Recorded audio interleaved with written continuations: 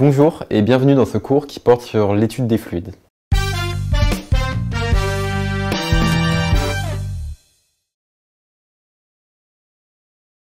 Ici, on s'intéresse donc au théorème de Bernoulli qui reflète en fait une conservation de l'énergie totale. Les énergies qui vont nous intéresser, c'est celles qui vont agir sur le fluide. On va avoir d'abord l'équivalent de l'énergie potentielle de pesanteur qui s'appelle la densité volumique d'énergie potentielle. Voilà, donc là on divise par V. Pourquoi on divise par V? Parce que l'énergie potentielle, vous la connaissez comme étant M fois G fois Z. Okay. Ici on a ρ fois G fois Z avec ρ la masse volumique. Pour passer du coup de mgz à ρgz, il faut bien diviser par V. Pourquoi on divise par V? Pourquoi on veut ρ et non pas une masse? Faut prendre l'exemple par exemple d'une rivière. Si on s'intéresse à l'écoulement d'une rivière, on ne va pas s'intéresser à la masse totale de la rivière, seulement à la masse volumique du liquide. C'est une propriété qui est propre à ce liquide et c'est ça qui va nous intéresser plutôt que de parler du volume global ou de la masse globale de la rivière. Ça n'a un peu aucun sens de voir ça comme ça. Donc ici, on ne va pas s'intéresser réellement à l'énergie potentielle, mais à la densité volumique d'énergie potentielle, ρgz. Exactement la même chose pour l'énergie cinétique, qui est la deuxième qui va nous intéresser. En réalité, on ne va pas parler d'énergie cinétique, mais de la densité volumique d'énergie cinétique, qui va donc être égale non pas à 1 demi mv carré, mais à 1 demi ρ v carré, en divisant par V. Okay. Et enfin, la troisième énergie qui va nous intéresser, ça va être l'énergie qui est liée à la force de pression. La pression, elle va être liée à l'agitation des molécules sur une certaine paroi, sur là pour le coup la paroi de notre tuyau, si on prend l'exemple qui est ici.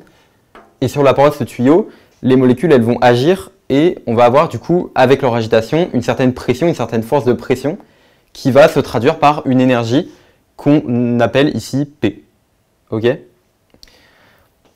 Avec tout ça, on a, comme je l'ai dit, une conservation de l'énergie totale, ce qui veut dire qu'en fait, entre notre point A ici et notre point B qui est là, on a toutes ces énergies qui vont se conserver. Donc en fait, la somme de la pression en A plus la densité volumique d'énergie potentielle en A plus la densité volumique d'énergie cinétique en A qui va être égale à cet équivalent en B. C'est donc ce qu'on appelle le théorème de Bernoulli. L'important à bien comprendre dans ce théorème, c'est qu'en fait, entre le point A et le point B, imaginons qu'on ait une même vitesse, la vitesse ne change pas. À ce moment-là, si l'altitude diminue, comme c'est le cas ici, forcément, la pression va augmenter pour compenser l'équilibre entre les deux. Et maintenant, si on imagine aussi un exemple où l'altitude reste constante, le point A et le point B sont à la même altitude, dans ces cas-là, un changement de vitesse, une augmentation de la vitesse, se traduirait forcément par une diminution de la pression et inversement. On va maintenant parler d'un cas particulier de ce théorème de Bernoulli. C'est le cas où le fluide est considéré immobile. Ce qui veut dire qu'en fait, le fluide n'a aucune vitesse. Okay. Si le fluide n'a aucune vitesse, comme c'est le cas ici, on imagine un fluide où l'eau est stable, il n'y a pas de vitesse. Okay.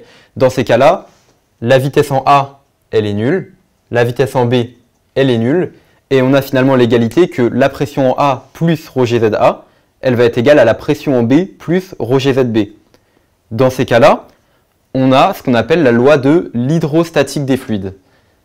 Et dans cette hydrostatique des fluides, on a une relation directe entre l'altitude et la pression, car les autres termes ρ et g étant constants, on a comme seule variable la pression et l'altitude. Là, pour notre exemple, on a A qui est plus haut que B, on a ZA qui est plus grand que ZB, et donc forcément pour compenser l'équilibre, on va avoir la pression en B qui va être plus grande que la pression en A. Et ça, en fait, ça paraît assez logique, parce que prenons l'exemple d'un plongeur qui va dans la mer, plus le plongeur va diminuer en altitude, plus il va subir une grande pression. Et donc ça, c'est ce que témoigne justement cette loi de l'hydrostatique des fluides.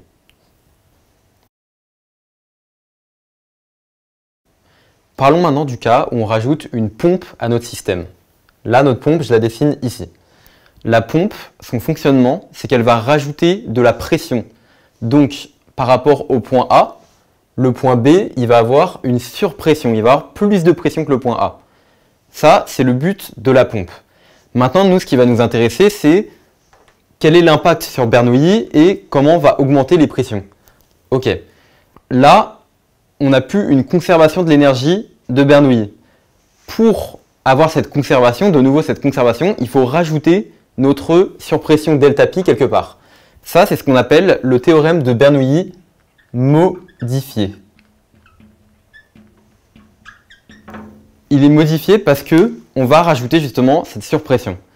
La question, c'est de savoir est-ce qu'on la rajoute avant, donc avec PA, ou après, au niveau de PB. Pour savoir ça, on va imaginer justement ce schéma avec A et B qui sont à la même altitude, et on imagine aussi évidemment que VA et VB sont égales, on a les mêmes vitesses en A et en B. Dans ces cas-là, dans l'égalité, on pourrait enlever ça, je l'ai mal fait, ok, enlever ça, enlever ça, enlever ça, enlever ça, parce que ce sont des termes qui sont égaux. On n'aurait plus que PA égale PB, mais on veut rajouter notre surpression. Notre surpression, on l'a dit, on a une pression en A et la pression en B qui va être égale à la pression en A plus la surpression. Parce que la pression en B va être plus grande car elle est après la pompe. On va donc avoir ici PA plus la surpression qui va être égale à la pression en B. Et donc, si on injecte ça à notre équation de Bernoulli modifiée, on le met bien, notre surpression ΔP, du côté de PA et non pas du côté de PB. L'une des caractéristiques de cette pompe est sa puissance. La puissance de la pompe, comment on va la définir? On va la définir comme étant le débit de l'écoulement auquel on va multiplier la surpression. C'est-à-dire qu'avec une plus grande surpression, plus la pompe va faire de la pression, va augmenter la pression, plus on va avoir une puissance qui va être augmentée aussi. Ça va dépendre aussi du coup de l'écoulement en lui-même, parce que plus cet écoulement il va avoir un haut débit, plus la puissance va être élevée aussi. On a parlé du cas du fluide parfait, maintenant on va passer au fluide visqueux. Donc dans le cas d'un fluide visqueux, le fluide en s'écoulant va rencontrer une résistance à mesure qu'il avance dans le tuyau. Et il va devoir vaincre cette résistance, et donc pour vaincre cette résistance, il va devoir dépenser de l'énergie. On a une quantité d'énergie du fluide qui est dissipée sous forme d'énergie thermique. Et on a vu donc au début qu'on avait les trois composantes énergétiques, et la composante énergétique qui va devoir donner de l'énergie pour pouvoir vaincre la résistance, ça va être la composante de pression. Et donc si on fait un exemple d'un fluide qui s'écoule dans un tube horizontal à une même vitesse, on va avoir un point A ici, un point B ici. On va dire que le fluide s'écoule de A à B. Et bien de A à B, la pression va chuter. C'est-à-dire qu'on aura PA supérieur à PB. Donc comme on a dit, on va devoir rectifier l'égalité en ajoutant un terme ΔP qui représente la différence de pression entre A et B. Donc sur cette portion, dans cette situation-là, on pourrait écrire que ΔP égale PA moins PB. Alors tout à l'heure avec la pompe, on avait dû réfléchir pour placer le ΔP du bon côté de l'égalité.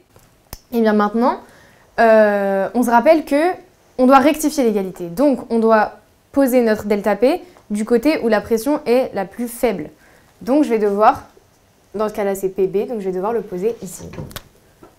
Hop, on aboutit à un Bernoulli modifié avec ΔP du côté de PB. Du coup, on peut faire encore une fois le lien avec la notion de puissance. On va parler de puissance dissipée. Et cette fois-ci, la puissance dissipée, elle vaut la différence de pression fois le débit du fluide.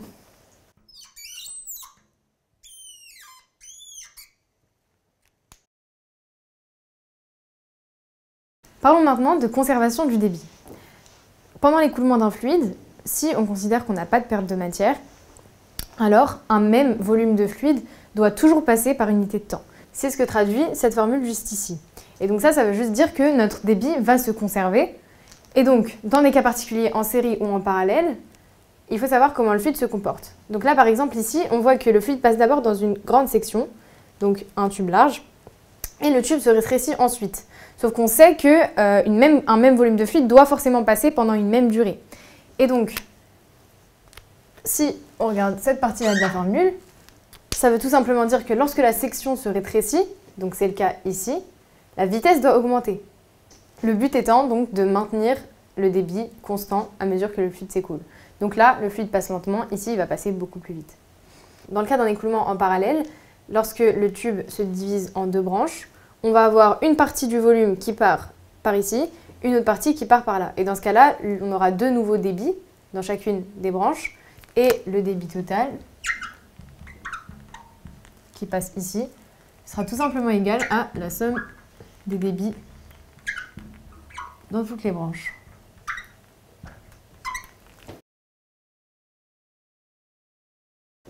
On va maintenant parler de résistance. On en a déjà parlé tout à l'heure. On a dit que c'était à cause de la résistance que le fluide devait perdre en pression pour pouvoir continuer à avancer.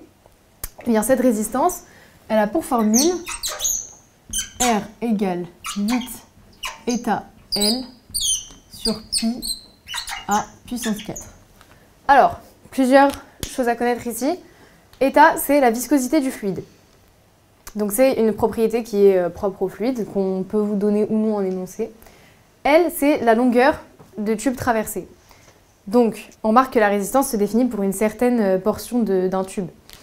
Et A, ça va être le rayon. Et on voit qu'il est à la puissance 4, ça c'est très important parce que ça montre l'influence en fait qu'a le rayon sur la résistance. Un même fluide rencontre dans un tube très petit beaucoup plus de résistance que dans un tube très grand. Maintenant, quel est le lien avec la perte de charge qu'on a défini tout à l'heure?